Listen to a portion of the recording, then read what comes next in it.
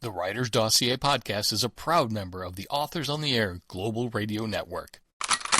No writers were harmed in the production of this podcast. My name is Adam Plantinga, and this is my Writer's Dossier.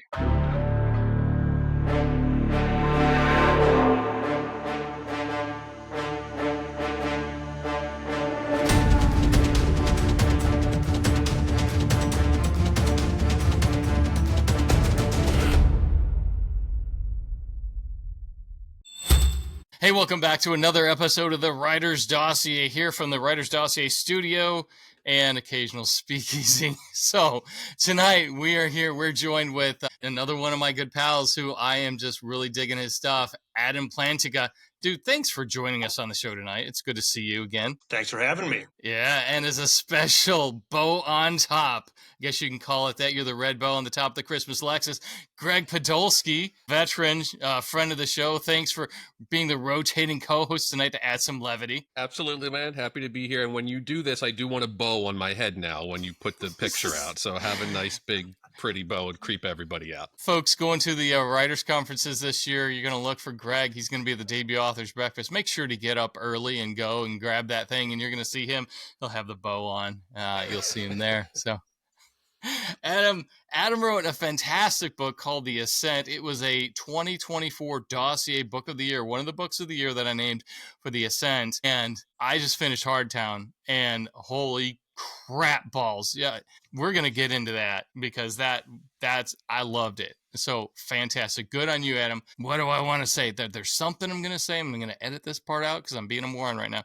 Oh, okay. Here we go. Just mention me with a bow again. That'll distract everybody. And then no one's going to pay attention to what you're doing. See, that's the problem of going off the rails sometimes. I just like, nah. This should be the subscriber only version. Yeah. Where you get like $2 for every subscriber. The Dossier only fans, correct. All the outtakes. Look at right, my the feet. blooper reel. No, everybody. Okay, so we keep things moving here on the Dossier Podcast. We respect your time. We know you've got a lot going on, so we do the short form version here, and we get right to the nitty gritty with Adam because we've got some good questions for him here. So we want to know, our Dossier profiles let people know who you really are, and these interviews go even deeper. So we get right to it. You've lived in Milwaukee. You are now a police officer in San Francisco. What made you choose your protagonist, Kurt Argento, to be an ex-cop from Detroit? We're hoping it had something to do with the movie Beverly Hills Cop, but if it doesn't, that's okay. So I grew up in Michigan. I'm a Michigan guy. And when I was writing my character, I wanted him to be, a tough street cop from having policed a tough city, tough neighborhoods. And I thought, well, what are some gritty towns? And I'll tell you, Detroit was at the top of that short list. So, and then it's just a vehicle for me to make multiple Detroit sports references, which I pepper my books with. And thank you for that hat, by the way. You're a fine host. Well, it's the first time I've worn the Tigers hat on the podcast. I've got a bunch. I always wear something here, but did just for you. I lived in Detroit for a short while, which leads into this next question. You made Argento a cop from a tough city, like you said. Was it more important to portray him as a tough guy or a tough guy from a tough town? You kind of answered it a little bit. So let me ask, why couldn't he be a courtesy officer from Lake Wobegon instead of someone pulling knives off of who we used to affectionately call turds when I was a cop over on Woodward and 8 Mile? Why? Wobegon, Detroit. Sometimes we still call them turds. Yes. I wanted him to, part of the fun of writing the books is for him to use his urban police experience to help him get out of jams. So I figured if the streets he worked are pretty mean, then that can translate into him having the kind of hard and soft skills that he needs to sort of make his way through some tough situations in the books. Well, can we get a book though in the future where he just like signs up for a summer gig at Lake Wobegon and has to like that? And just the entire book is him just going way too hard on like a kid who's vaping when he shouldn't be, like in a certain no vaping zone. I'd buy the shit out of that book. So, just throat punching everybody for no good reason. By the way, while I have you here, Greg, I just got your book, The Recruiter, on Audible, and I'm really looking forward to sinking my teeth into it. Heck yeah. Oh, thank you. Yeah. The Jamie Rennell, the audio narrator, kills it for that one. He absolutely crushed it. looks like my kind of read. Thank you. And I listened to a little bit of Hardtown this morning just to kind of get a sense of your narrator. And that guy, again, when you get an audiobook narrator that just totally captures what you hear in your head as you're reading it, it's so key. Did you have any say in that, and who they picked for that? Was that like handpicked by you, or did they just nail it without any real input from you? You know, he also read the first book, The Ascent, and they had given me a couple audition tapes for folks, and I immediately gravitated to his, and the folks at Grand Central liked him too. So, yeah, I mean, I think his voice has just the right amount of gravel to it, I think, for the character. Big fan of that guy. Charles Halford is his name. Yeah, Charles Halford, folks. Everybody needs to get in on that. And gravel was a good word to use, because he's got that, and that matched Kurt Argento perfectly. We do a thing on the Writer's Dossier for audiobook narrators, and I would love to get in touch with him and do a profile. Yeah, and I believe that's the first book he's read. He's an actor, and he's really been in a fair number of movies and TV shows. But I think those, and the second book, Hardtown, I think those are the only two books he's done. So yeah, that's not me. If I wanted to do it, I'm like, hell no, I don't want to do that. I've seen what those guys have to do. So to him to be that good on his first run out the gate, that's awesome. Yeah, he's got game. Yeah.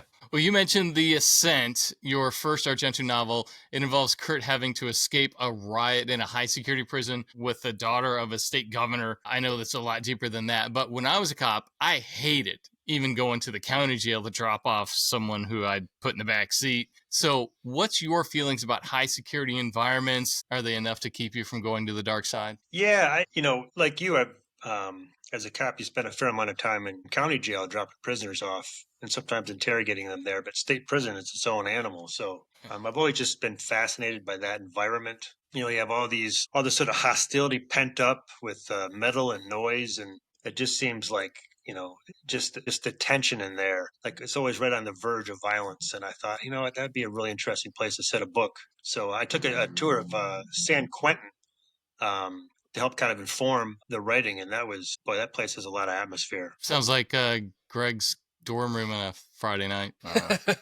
I used to vacation in San Quentin to get away from my dorm. I think that I'm not trying to tell you what to do, Jeff, but I think this podcast would be well served if we just had a series of conversations about Gregg's dorm room, like a dorm room centric. And then the book stuff is just kind of an afterthought. Secondary. It really is. Deep secondary. So this is the only thing you need to know about the house that I lived in with a bunch of guys in college my junior year. We had a food fight for Thanksgiving, because why wouldn't we? And when we moved out and the new people came in to rent it, we told them that the mashed potatoes that were lining the doorway between the main room and the bathroom was caulk that we had put in to repair things. So well, when I would move out, quite a bit. Any holes in the wall would just fill them with like Crest toothpaste. Yeah. But speaking of prisons, I had a question for Adam. Obviously, the prison in The Ascent is so unique, and it's such a unique structure. And there's a lot of prison break movies and scenes of prison breaks in movies. And that one, just to kind of craft a whole book around that, I thought was really cool. But for your money, what is the best prison break scene in any movie? And why is it the one from Tango and Cash? Well, we're only 9 minutes into this and we already have a Tango and Cash reference. Yeah. Good for you. I mean, I'm a sucker. I'm a sucker for Escape from Alcatraz, just because that's the hometown prison. Okay. Tunneling through the wall with a spoon, the paper mache dummy prisoners lashing together the raft with whatever materials they had on hand. That's good stuff. But Tango and Cash is, of course, right up there. I mean, and it's also Tango and Cash, honestly, the most realistic. I mean, when you really get down into it, they did their homework on that. Sliding on the electrical wires with their belt. I mean, that's just physics. It's really it's more documentary than it really is. Yeah. Feature film. Documentary filmmaking by Kurt Russell. So it's Stallone, right? Yeah, Stallone and Kurt Russell, right? Yeah. All right. Two thespians. So, I mean, we're kind of stuck on the prison thing because, I mean, they do really kind of creep me out. Even, what's it like, Adam, for you when you drop someone off at county jail? For me, it was, you've got to take off all your gear, stuff it in the trunk. So you're walking in without anything. And you're in the belly. It's not. I didn't like it. What about you? I mean, you've got a good 50 pounds. I mean, you could thump me and Gregg without thinking about it. But still, 12-on-1. That's not cool. Just an aside, Gregg strikes me as someone with a trained fighting skill that he may not talk a lot about, but it's there. Like You a can see it badger. behind It's the a eyes. it's a style of Aikido where you curl into a ball and cry, and then the person leaves. It took Strangely years effective. to master. Yeah. Yeah, I mean, what I found is when I was in investigations, I would go to sometimes interview prisoners, and you'd be in a room just with them, and would hope that that go reasonably well. But you'd also be in a pod where there's 20 prisoners to maybe 2 guards, and you think if they decide today's the day when they're going to be a bit of an uprising, I'm going to give them all they can handle. So a lot of respect for correctional officers and their ability to both be physical and also to be able to de-escalate folks and keep control in a pretty tense environment. There's a great book by a guy named Ted Conover, came out years ago, called New Jack. Did you ever read that one? He goes. Oh, I've heard of it. Yeah. Fantastic. He goes to work as a corrections officer for a year in. Right. I can't remember what it was, but it's Sing Sing, it's maybe, raw. right? I think it was Sing Sing. Yeah. Yeah. I mean, it is pulling back the curtain into a job that does not get nearly enough respect. Yeah. Nah. Mm-hmm. Okay. All right. We're going to move on because I don't like jails. For anyone who doesn't follow you on social media, Adam and Greg, you're both hilarious. People are really missing out because you're not one of those writers who only have a feed full of uploads of copies of your book or, covers of your book and, come see me here. Most of your posts are quite entertaining and often involve life in uniform as a police sergeant in San Francisco. Here's the question. Does anyone who know you from your work ever razz you about your posts, or are they too afraid to razz you about your posts, or do your coworkers have no idea that you even know your way around a keyboard? They don't tend to razz me about them. I think sometimes I'll actually write about my coworkers without naming them. I'm not looking to embarrass anyone other than myself. I'm fine with embarrassing myself. But I think I write about stuff that cops would sort of recognize, especially cops in other jurisdictions. And the job just, the job provides so much material that I think folks are interested in. So, yeah, a lot of my coworkers follow me on social media and have said some kind things. I'm mostly on the old Twitter. I like the Twitter. Yeah, that's you got some good lot. stuff out there. That's People where- definitely need to follow you. Yeah. Oh, he's a great follow. Yeah, just for the life on the streets kind of stuff that you throw out there. They're like, that can't be real. And it's like, no, it's probably the least interesting thing that happened to you that day. Yeah, I do sometimes find myself in a situation where I think, if I write this, I mean, it's so bizarre that I write it and think, are people going to believe this? But I mean, it just drops right in your lap. I mean, you're walking down the street and you see it, and it's a circus-like environment out there. So from my perspective is you don't handle your business on the street like Harry Callahan at all, actually. So if Greg is at a coffee shop and you walk in and you the server puts a half a pound of sugar in your coffee and you look around and you see Greg sitting at a booth, are you walking out or are you just pulling out the 44 Magnum right there? Are you implying that I look like I'm going to be up to trouble? Is that where this is going? I just watched that sequence, the Make My Day sequence. I mean, there's a movie poster of Dirty Harry in one of those films up in most San Francisco police station locker rooms. When I moved from the Milwaukee Police Department to San Francisco, one of my old partners gave me a framed picture of Harry Callahan holding up his police inspector ID, and he told me good luck. And he also told me to solve the Zodiac killers cases, which I've not gotten around to. But yeah, he's right now I work at 850 Bryant Street, which is the same building that they filmed some of the scenes for the Dirty Harry films in. It's for a while. But yeah, he's I mean, you can't police like that anymore, but he's a hell of a lot of fun to watch. What I'm hearing is Greg's going to be off the hook. Well, my crying Aikido would have got me out of any situation. Like I'm undefeated.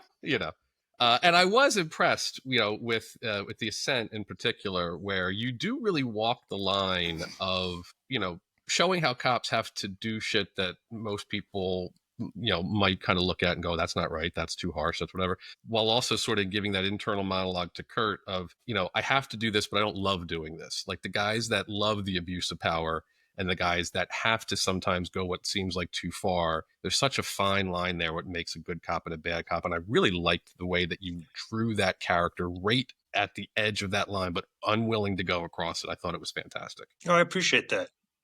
Yeah, I try. I mean, it's both of the books could be pretty violent, but I try to be sort of thoughtful about the violence. I want it to have sort of real world consequences, to have a sort of a weight to it, and to be some moral reflection thrown in there too, even if it's a good person doing some harsh things with some bad people. I mean, it's I just wanted there to be some thoughtfulness about that whole that whole part of the book. Seems right to me. Yeah. And I mean, violence is what you make of it, right? Like a guy getting a pen through both the cheeks. I mean, that could be violence, or that could just be a form of self-expression, you know? So, I mean, it could be either way with... Yeah. Man, I just keep thinking about Hardtown and your antagonist. I mean, the way you've drawn your characters, the antagonist in Hardtown, he was just so creepy, but it wasn't over the top. He was really well done. But what made me think of that is what you just said about Kurt, and the phrase that keeps coming back to my mind is good people doing bad things, or people doing the wrong things for the right reasons. You know, Kurt's kind of in between. He's a little bit of every man, where you can put your feet in his shoes, and boy, what would I do? You nail it. You make people think. So again, good on you on that. So Hardtown, folks, that's people, you need to get it. It's gotten a lot of good reviews, and can't say enough good things about it. And I really wanted to have you on the show right away. Oh, thanks. So. Thanks, Jeff. Yeah, it's so cool how you pivot really from a kind of contained location of the first one to more of a broad, almost like Reacher style, you know, mystery in the small town, but you still tie in. Like I kept thinking of Die Hard 2 when McClane's in the airport in Dulles and everybody keeps recognizing him from the media.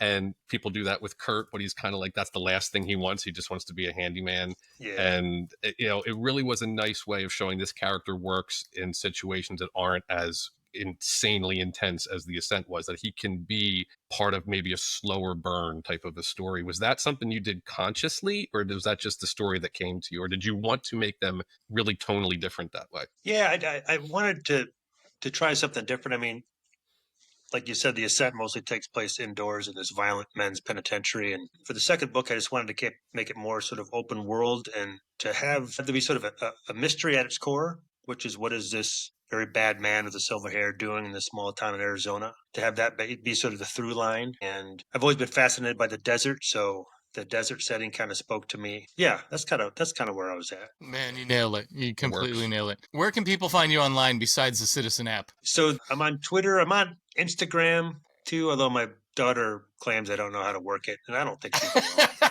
Nobody above 25 knows how to work it. It's okay. I just sort of thrash around and press buttons. And what else? I'm on Facebook, mostly just for sort of pals.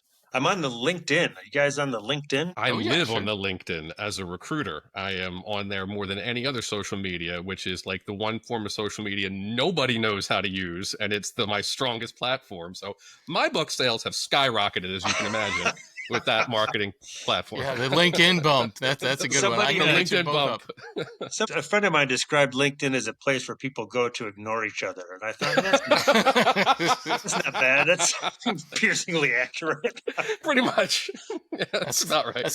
That's going to be a clip for our breakdown of social media. It's the social media for people who hate people. That's what LinkedIn is for. Hey, have you ever had a citizen interaction as a cop where someone knew that you were the author of 2 hit novels? You know, I did. I was at I was working a street festival near downtown last year, and someone drove by and said, "Hey," looked out the window and said, "Hey, I love your book." And I thought, "Oh, that's nice." And then a little later at the same festival, I heard someone else say, "Hey, I love your book." And for a second, I was like, "Whoa, wait a minute. Have I reached the level of local celebrity where my fame is interfering with my book writing? Like, do I need a team of handlers now to keep my adoring public at bay?" Adam is unplugged from the main. I looked a little closer, and I realized it was the same guy. It was the same guy both times.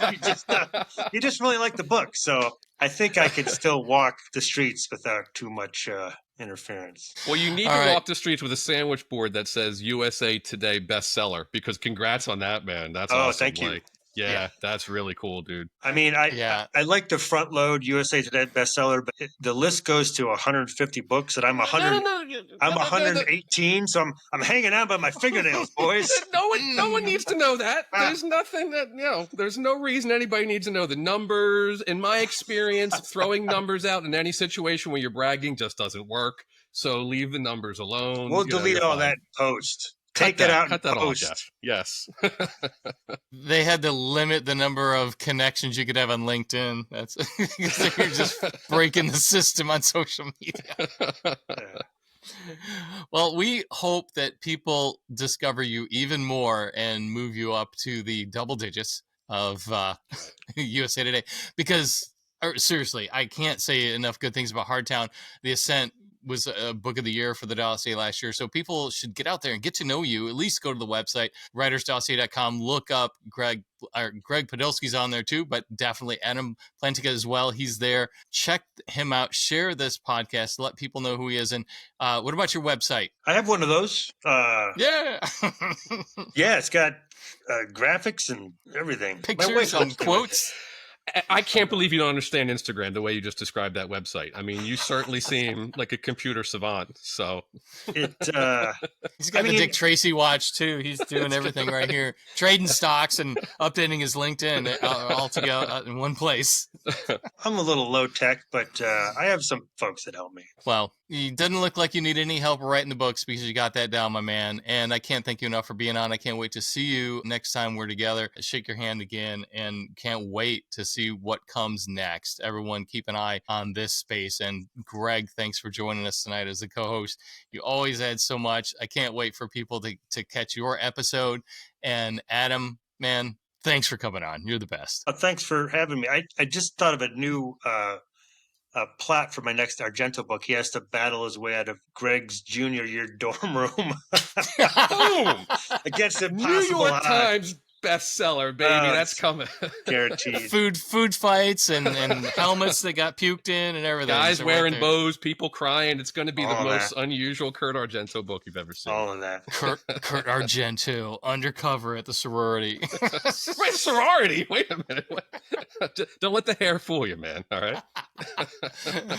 All right, guys. Thanks again, everybody. Go to the writersdossier.com, watch, like, listen, subscribe, hit our bells and buttons, and we are out. Thanks, man. See ya. The Dossier Podcast is a production of The Idea Academy.